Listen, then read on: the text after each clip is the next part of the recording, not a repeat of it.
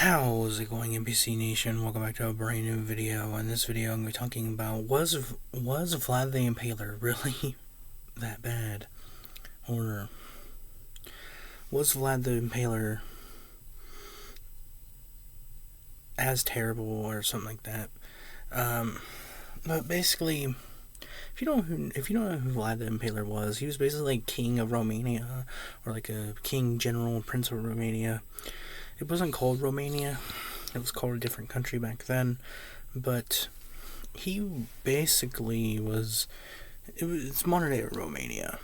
And Vlad the Impaler is considered a hero in Romania for standing up to the Ottomans and the Turks and stuff like that. But the thing is, if you look up, do your research on Vlad the Impaler's accomplishments, his accomplishments were basically sacking the Saxon villages and sacking, like, the Sultan and taking Saxons to be impaled and taking the Sultan's regents to be impaled. He's called Vlad the Impaler because he impaled people. Like, he didn't accomplish anything. The man just murdered for like forever until he was assassinated. But he's considered a hero for standing up to the Ottomans. And the Ottomans are terrible. And, the Ottomans were terrible and for Romania, and they always had that big feud, the big war. And he's considered a hero in Romania, current Romania, because he was the king who stood up to Romania. But his own father... But the thing is, why was Vlad the Impaler like this? Why was he a terrible person that just impaled everybody that he killed? Why did he kill his whole life until he was assassinated? Because his own father gave him to the Sultan and his brother to be tortured for peace. And I know this is like the 1400s and stuff like that. This is the medieval times, but... You give your own two sons to be tortured so your Romania, I'm just going to call it Romania, your country of Romania does not get killed, does not go into war with the Ottomans. That's what you're telling me, and you don't want to go to war with the Turks. He eventually escapes. And eventually, his own father does get killed anyways. So then his brother, I think, gets killed in prison. He basically becomes the military general or the king or the prince of Romania. And he just snaps. He's like, you know what? You tortured me, and I understand. You got tortured by the Turks and the Ottomans, and you want to get revenge.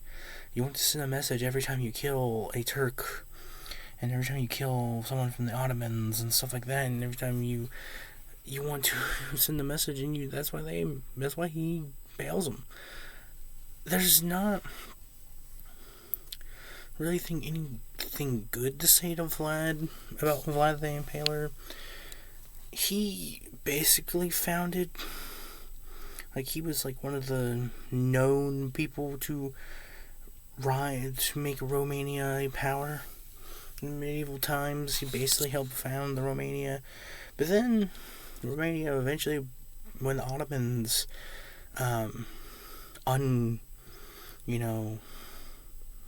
just like the Chinese Empire and the Chinese Republic and stuff like that, once the Ottomans decided to come back, basically Romania became part of the Ottoman Empire, and it eventually became independent in the 1800s.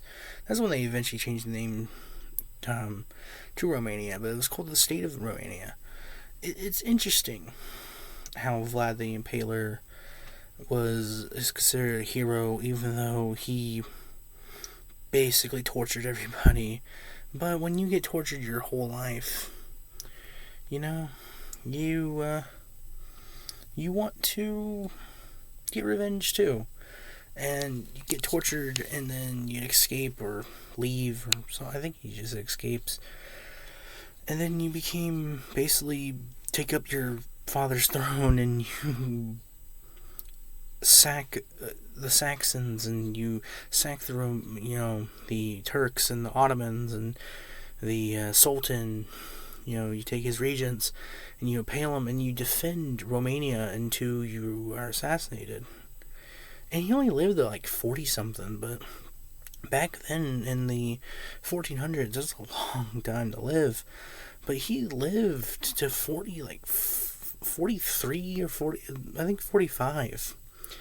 And it's just interesting to me to see Vlad the Impaler live that long. And not just live that long, how his life was, how his life was.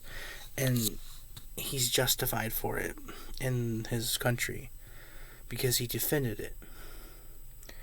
But he would impale everybody. He would impale the Saxons. What did the Saxons do to him?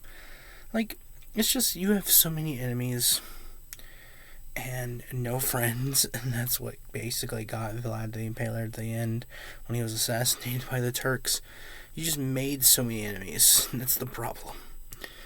But hopefully you guys enjoyed this video. If you did, press the share button, press the like button, press the right subscribe button, press the bell so you're notified every time I upload a video. I'll see you guys in the next video. Goodbye.